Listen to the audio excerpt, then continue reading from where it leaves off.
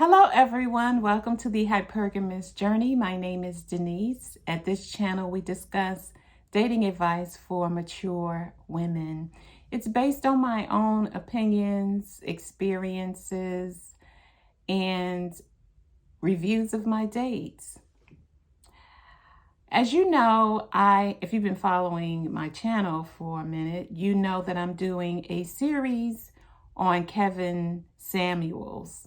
And it's a video breakdown of his video entitled,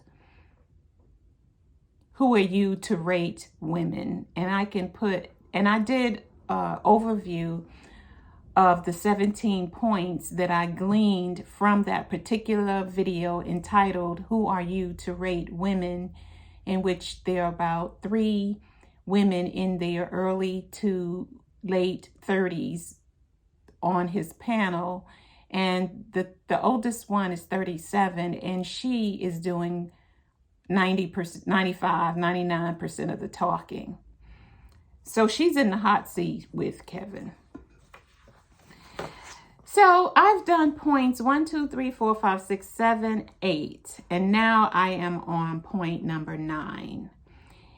And I wrote it exactly as he said it. And it says, in women, they are not doing it on purpose, but masculine things pop up from time to time. What he said exactly is, in women, they are not doing it on purpose, but masculine things pop up from time to time. And I thought about it. I said, that's true, especially for women who are used to being masculine, like myself. And so, as you know, I've been on this journey since 2019. So now it's 4 years. And I definitely know that I've changed, not only on the outside, but on the inside as well. And a couple of things. So when I did this on the outside and on the inside, and it was a quick movement, it made me think of masculine energy. It like jarred me like that. So that's why I hesitated, because I felt that masculine kind of thing. And I just came from jury duty too. So that's a whole different masculine thing right there. You know, getting on, they had a bus for us, and hurriedly walking to go in, and the people, and you have to go to security checkpoints, and it's done, and it's the courthouse for jury duty. And so you have these women, mostly women in police officer uniforms, blurting, take off this, take off that, blurt, and hollering at you about what to do. But I was dressed like this, and a very kind of soft police officer saw that I had my laptop bag, because I thought this was going to be an all-day thing. So I had my laptop bag with my personal laptop and my work laptop in I guess 360 wheelie. So she said, "Let me help you." So she passed 2 or 3 people to say to me, "Let me help you." And she kindly, gently told me what to do, what to take off, what to put in that plastic bin, and all of that. So I was so appreciative, because I'm trying to just slow the hell down. So I digress. So that whole experience is very masculine. So when I came home, I had to debrief. So when I did, that little movement, it reminded me, I guess it was a little trigger. I'm like, oh, that's masculine stuff right there. So he's right. In women, masculine things pop up from time to time. And he said they're not doing it on purpose. In my previous video, I talked about going on a date, and the man I was with told me to go ahead of him when we walked into the restaurant to get our seats at the bar, because it was an oyster bar. I told him to go ahead of me rather than just doing what he said to do. it wouldn't hurt to just do what he said.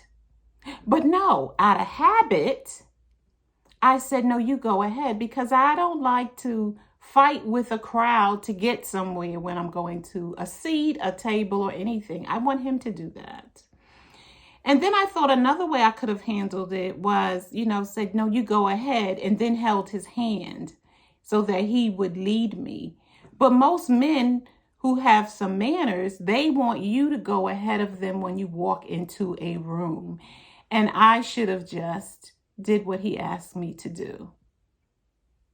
So that is one of those instances where he says, in women, masculine things pop up from time to time. They're not doing it on purpose. True. But also, I thought, well, who's perfect?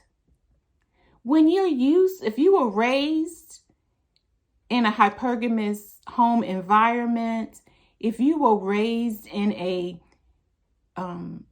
feminine, soft environment, if your mom or whoever was your caretaker, female caretaker, if she was soft, feminine, and you saw how that looked and could model that for you, wonderful, wonderful. And then, of course, we all know that there are cultures where this is modeled, but generally speaking, for Black women, it's not modeled for us. And especially if you are of if you grew up in a lower socioeconomic level home, it's not modeled, because we come from single mothers. And if we did have a dad in the home, he wasn't in his masculine energy, because he didn't know what that was like, because his dad was either missing, left, was not around, or he passed away, died at when the boy was young. So it's so many reasons, and no judgment. I'm just stating a fact for myself. That's not the home I grew up in. So I'm relearning what it's like to be feminine. I always liked dresses, but things have changed today where women are not only masculine in their energy, but they're masculine in their dress, they're masculine in their colors, they're just masculine, masculine, masculine. And I was the same way. So I'm not being self-righteous or anything like that. I'm just here to say, if we want something different, ladies, whatever your age is, whatever your maturity level is, if you want something different, you have to do something different. If you want something different, you have to do something different. And I don't know about you, I want marriage. And I know the way that I was going was not working and hadn't been working for a very, very, very long time. So Kevin's ninth point, in women, masculine things pop up from time to time, but they're not doing it on purpose. So he knows there is a little grace in there in that point. He said they're not doing it on purpose. But once you get further into the journey, you will catch yourself. Like I did with the guy telling me to go ahead of him and then me saying, no, you go ahead and all of that. I was like, I'm not doing that anymore. If a man tells me to go ahead, go ahead. Ahead of him, go ahead of him. And, the things, when you go on a date, the things the man is asking you to do is like nothing. It is like trivial stuff. So it's about just letting your guard down and learning to be led. That was my experience. Of course, if you need help getting started with dating, I have my dating guide that has 20 different activities for you to do to help get you started. There's also a blank page if you want to create your own activities or you finish those and you want more. And this is my suggestions on how to use the guide. And of course, I have my journals on Amazon. Check them out. They're pretty, they're colorful, they're affirmation journals, something on the cover to remind you of your journey and where you want to go and where you want to be. And let me know in the comments how you feel about this video. Don't forget to like, share, and subscribe. Click on the notification bell so you'll know when I upload new videos. Thank you for watching, and I will see you in the next video. Bye.